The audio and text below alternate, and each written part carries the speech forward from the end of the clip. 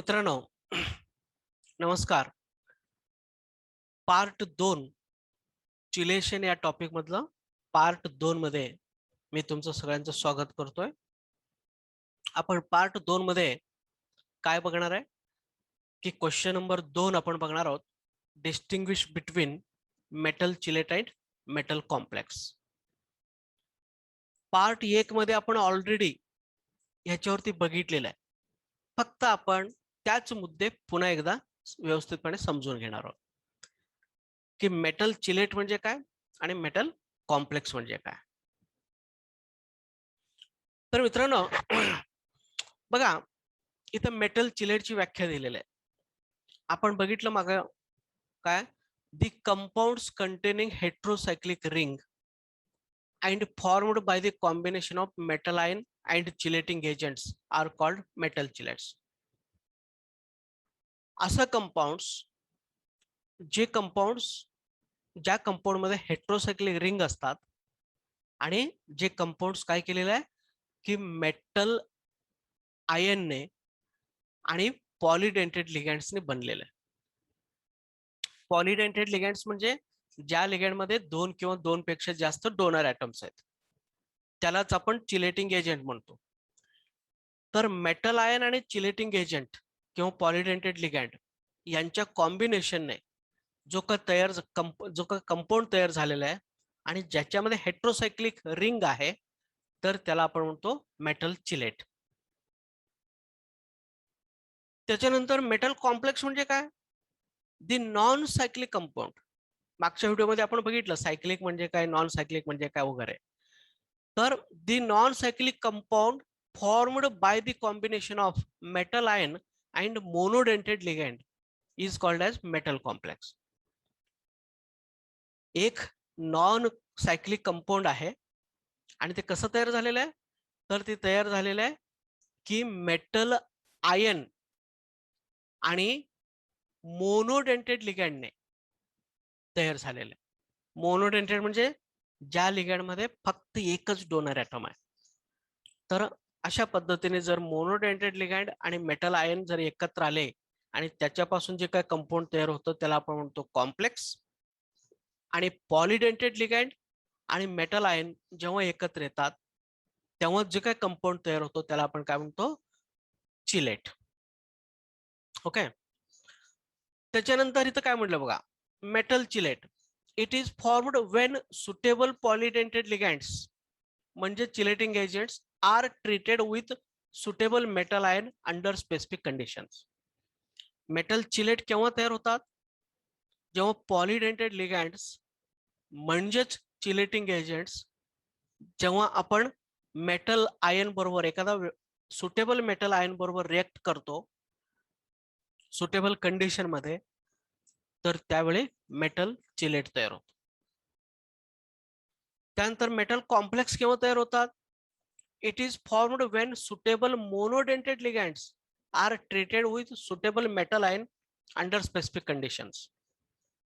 एखादा monodentate ligand तुम्ही घेतला आणि एखादा सुटेबल मेटल आयन बरोबर तुम्ही त्याला ट्रीट केला, रिएक्ट केला सुटेबल कंडिशन मध्ये, तर त्यावेळी काय तयार होतं, मेटल कॉम्प्लेक्स. म्हणजे वारंवार आपण तेच बघतोय की मेटल आयन आणि पॉलिडेंटेड लिगँड एकत्र येऊन मेटल कॉम्प्लेक्स तयार होतात. मेटल आयन आणि मोनोडेंटेड लिगँड्स एकत्र येऊन मेटल कॉम्प्लेक्स तयार होतात. तेच त्याने वेगळ्या शब्दामध्ये सांगितलेलं आहे.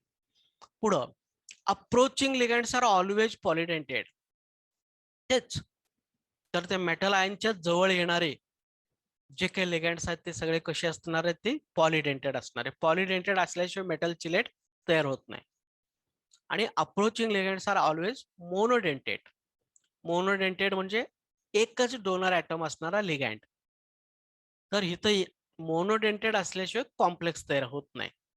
पॉलिडेंटेड आले की चिलेट तयार होतो, मोनोडेंटेड असले की कॉम्प्लेक्स. त्यानंतर पुढं काय म्हणलेलं बघा, metal chelates content heterocyclic ring. आपण बघितलेलं मागच्या व्हिडिओमध्ये बघितलेलं आहे, मेटल चिलेट्स हे हेट्रोसायक्लिक रिंग कंटेनिंग असतात. आणि किंवा हिथं आपण बघितलं, हे बघा हा चिलेट आहे, हा चिलेट मध्ये हेट्रोसायक्लिक रिंग आहे असा सगळीकडे रिंग आहे आणि हे कॉम्प्लेक्स आहे. कॉम्प्लेक्स मध्ये कुठेही रिंग नाही, बरोबर, असं क्लोज्ड असं रिंग नाही आहे. ओके, तर इथं म्हटलेलं आहे metal complexes are non cyclic, त्याच्यामध्ये कुठल्याही प्रकारचे काही नाहीये, सायक्लायझेशन नाही आहे. ओके, त्याच्यानंतर the bonding in metal chelate is either covalent or coordinate or the combination of both. Metal chelate तयार होत असताना, हा महत्वाचा आहे, मेटल चिलेट तयार होत असताना काय झालेलं आहे की तिथं बॉन्डिंग कोव्हॅलेंट पण असू शकतं, कोऑर्डिनेट पण बॉन्ड असू शकतो आणि दोन्ही पण बॉन्ड असतात. शक्यतो दोन्ही बॉन्ड असतात, कोऑर्डिनेट आणि कोव्हॅलेंट दोन्ही बॉन्ड असतात. पण जेव्हा तुम्ही मेटल कॉम्प्लेक्स तयार करता, the bonding in metal complex is essentially coordinate. Metal complex मध्ये फक्त कोऑर्डिनेट बॉन्ड असतात आणि मेटल चिलेट मध्ये कोव्हॅलेंट आणि कोऑर्डिनेट दोन्ही बॉन्ड असतात.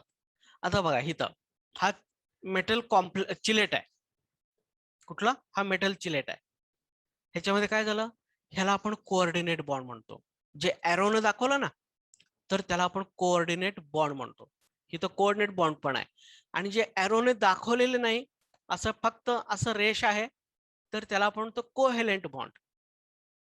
तर ह्या चिलेट मध्ये कोऑर्डिनेट बॉन्ड पण आहे आणि कोव्हॅलेंट बॉन्ड पण आहे. हे बघा, हे सगळे कोव्हॅलेंट बॉन्ड आहे. आणि इथं मात्र मेटल कॉम्प्लेक्स मध्ये मात्र काय झालं, फक्त कोऑर्डिनेट बॉन्ड आहेत.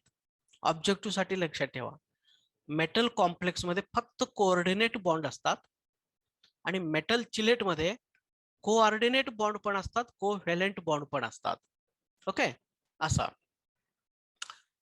त्याच्यानंतर काय म्हणलेलं बघ पुढं, in metal chelate the metal atom is firmly bond to two or more donor groups from chelating agent, बरोबर, to form strain free rings.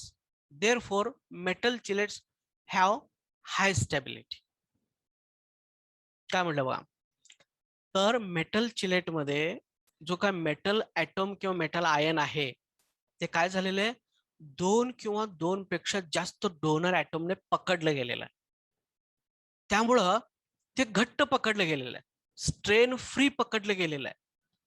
आणि म्हणून हे मेटल चिलेट जे असतात ना, हे स्ट्रॉंग असतात आणि हे स्टेबल असतात. आपण बघू. आणि इथं काय म्हटलं, मेटल कॉम्प्लेक्स मध्ये metal complex is formed or linked through monodentate ligands through coordinate bonds, therefore they have less stability. Metal complex मात्र काय झालं, लिगँड बरोबर फक्त एकच ॲटमने जोडलं गेलेलं आहे आणि एकच ॲटमने जर जोडलं असेल तर ते साहजिकच काय असणार आहे, ते वीक असणार आहे, ते स्ट्रॉंग नसणार आहे. आणि म्हणून ते काय आहे, लेस स्टेबल आहे. ओके, लेस स्टेबल म्हणजे काय, लगेच ते व्होलाटाईल होऊन जातं, लगेच ते डिकम्पोज होतं, लगेच ते नष्ट पावतोय, बरोबर. आता फॉर एक्झाम्पल बघा, हे दावा, हे मेटल चिलेट आहे, हा मेटल आयन आहे.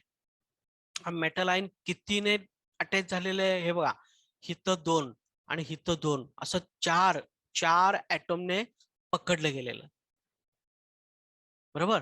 चार ॲटमने तिथं काय झालेलं, पकडलं गेलेलं आहे. पण पकडत असताना हा जो चिलेट आहे, फक्त एकच चिलेट बघा, हा एकच चिलेटचा जेव्हा विचार करता तेव्हा एक चिलेट हे दोन ॲटमने पकडलेलं आहे, बरोबर. एक चिलेट किंवा एक लिगँड हे दोन ॲटमने पकडलेलं आहे आणि इथं हा एक लिगँड फक्त एकच ॲटमने पकडलेला. मग तुम्हाला माहित आहे, जर समजा एखादा मुलगा आहे आणि त्या मुलाला फक्त एकच मुलाने पकडलं असेल, तर तो सहजपणे त्याच्या हातातनं निसटून जाऊ शकतो, म्हणजे ह्याच्यातले बॉन्ड ब्रेक होऊ शकतात. समजा एखादा मुलगा आहे आणि त्याला इकडे एक मुलगा आणि इकडे एक मुलगा असं दोन मुलांनी पकडलेला आहे, तर ह्या दोन मुलांच्या हातातनं तो निसटू शकतो का, सहजासहजी नाही. म्हणजे बॉन्ड स्ट्रॉंग आहेत, दोघांनी पकडलेला आहे, मग हा सहजासहजी जाऊ शकत नाही, म्हणजेच हा स्टेबल कंपाऊंड तयार होतो. इकडं दोघांनी पकडलं, इकडं दोघांनी पकडलं, म्हणजे एकदमच जाम झालेलं आहे, एकदमच स्टेबल झालेलं आहे. आणि इकडं मात्र फक्त एकच पकडल्यामुळं हा वीक आहे, म्हणून हा सहजासहजी हे बॉन्ड ब्रेक होतात आणि म्हणून हे व्होलेटाईल होऊ शकतं, डिकम्पोज होऊ शकतोय. ऊन वारा पाऊस लागला की लगेच ते कुजू शकतो. पण इथं मात्र हे बरेच दिवस टिकणार आहे आणि हे टिकत नाही. का टिकत नाही? तर ह्याच्यातलं बॉन्ड वीक आहे, एकच ऍटमने जोडले गेलेलं आहे आणि हे बॉन्ड स्ट्रॉंग आहे, दोन किंवा दोन पेक्षा जास्त ऍटमने जोडले गेलेले आहे, म्हणून हे टिकतात, स्टेबल आहेत.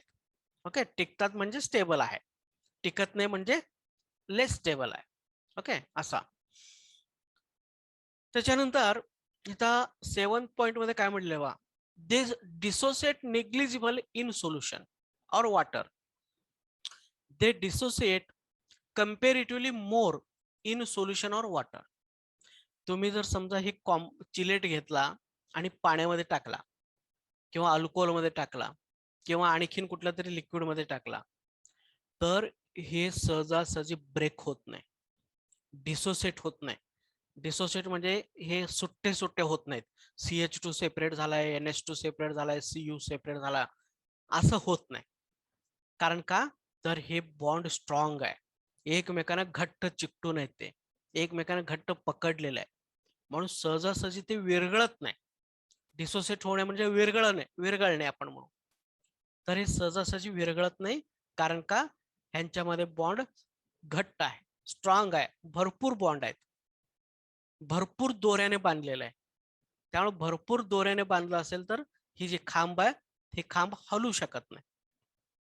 पण हिथं मात्र काय झालेलं आहे, तर हा पाण्यामध्ये जर कॉम्प्लेक्स टाकला तर लगेच डिसोसिएट होऊ शकतो, लगेच विरघळू शकतो, लगेच NH3 सेपरेट होतात आणि Cu सेपरेट होतात. कारण का? तर हिथं फक्त एकच डोनर ऍटमने अटॅच झालेलं आहे, त्यामुळं याच्या कंपॅरिझन मध्ये ही वीक आहे, अनस्टेबल आहे. ओके, त्याच्यानंतर काय म्हटलं बघा, metal ion has higher charge and smaller size. इथं जे मेटल आयन्स असतात, तर तर ह्या चिले फॉर्मेशन मुळे तर काय होतं बघा, त्यांचं आयन हॅज हायर चार्ज, म्हणजे यांचं चार्ज जास्त असणार आहे आणि साईज जे असणार आहे स्मॉलर असणार आहे. आणि इथं मात्र काय असणार आहे बघा, metal ion has comparatively smaller charge, त्यांच्यावर चार्ज कमी असणार आहे आणि साईज मात्र बिगर असणार आहे, साईज मात्र हे बिगर असणार. जास्त मी हे डिटेलमध्ये एक्सप्लेन करत नाही, फक्त एवढं सिंपल पॉइंट आहे, लक्षात ठेवा. त्याच्यानंतर इथं काय म्हटलेलं बघा, मेटल चिलेट मे और may not have regular shape. Metal complexes have regular shape like square, planar, octahedral, tetrahedral, etc. इथं रेग्युलर शेप, आकार, साईज, बरोबर. तुम्हाला माहित आहे की प्रत्येक मॉलिक्युलला काहीतरी विशिष्ट शेप आणि साईज असतोय. कोण लिनियर असतात, कोण ट्रायगोनल असतात, कोण टेट्राहायड्रल असतात, कोण स्क्वेअर प्लेनर असतात, ऑक्टाहायड्रल असतात, ओके. तर ह्या पद्धतीने वेगवेगळे साईज असतात त्या मॉलिक्युलला, त्या आयटम्सना. ओके, आकार असतात वेगवेगळे. पण जेव्हा तुम्ही चिलेट आणि कॉम्प्लेक्स ह्यांचं कम्पेअर करता, तर त्यावेळी काय झालं बघा, ह्या चिलेटमध्ये भरपूर असे ॲटम्स असतात,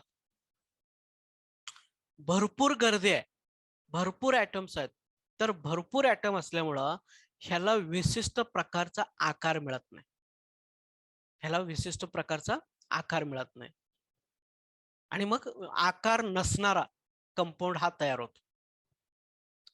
पण हिथं मात्र काय होतंय की ह्यामध्ये कॉम्प्लेक्सेस मध्ये हा मोनोडेंटेड लिगँडने अटॅच असल्यामुळं, हिथं हेट्रोसायक्लिक रिंग नसल्यामुळं, ओपन असल्यामुळं, नॉन सायक्लिक असल्यामुळं ह्याला स्पेसिफिक आकार मिळतो. मग ते स्क्वेअर प्लेनर असेल, टेट्राहायड्रल असेल, बरोबर, ऑक्टाहायड्रल असेल, लिनियर असेल, ट्रायगोनल असेल, काही असू दे, पण त्याला एक विशिष्ट आकार मिळतो. हा दिसायला एका विशिष्ट आकाराचा दिसतो, पण हा दिसायला त्याला आकारच नाही, कसा पण आहे असं होतोय. आता उदाहरणार्थ हे जर बघितलं तर हा कंपाऊंड कसा आहे, स्क्वेअर प्लेनर आहे, स्क्वेअर प्लेनर मध्ये मोडतो हा. पण इथं मात्र ह्याला विशिष्ट आकारच नाही. कुठले आकार? ठरलेले आकार आहेत. टेट्राहाइड लिनियर आहे, टेट्राहाइड्रल आहे, डायगोनल आहे, किंवा स्क्वेअर प्लेनर आहे, ऑक्टाहाइड्रल आहे, बरोबर. हे काही ठरलेले आकार आहेत. तर ह्या ठरलेल्या आकारामध्ये ह्याला कुठले आकार नाही आणि ह्याला मात्र आकार आहे. आणि हे असं जर तुम्ही रेष आखला, समजा काल्पनिक असा रेष आखा, हा स्क्वेअर प्लेनर होऊन जातो, हा स्क्वेअर प्लेनर कॉम्प्लेक्स आहे. ओके. तर या पद्धतीने मित्रांनो आपण ह्या क्वेश्चन 2 मध्ये, व्हिडिओ 2 मध्ये distinguish between metal chelate and metal complex ह्या विषयावरती आपण बघितलेलं. ओके. तर पुढच्या व्हिडिओमध्ये, कुठला व्हिडिओ नंबर 3 मध्ये आपण काय करणार आहे की पुढे बघणार आहे की क्लासिफिकेशन ऑफ चिलेटिंग एजंट्स. तर चिलेटिंग एजंट जे आहेत ते चिलेटिंग एजंटचं क्लासिफिकेशन करा, त्यांची विभागणी करा. ओके. तर आपण भेटू व्हिडिओ 2 मध्ये, सॉरी व्हिडिओ 3 मध्ये. ओके, व्हिडिओ 3 मध्ये आपण भेटू. धन्यवाद.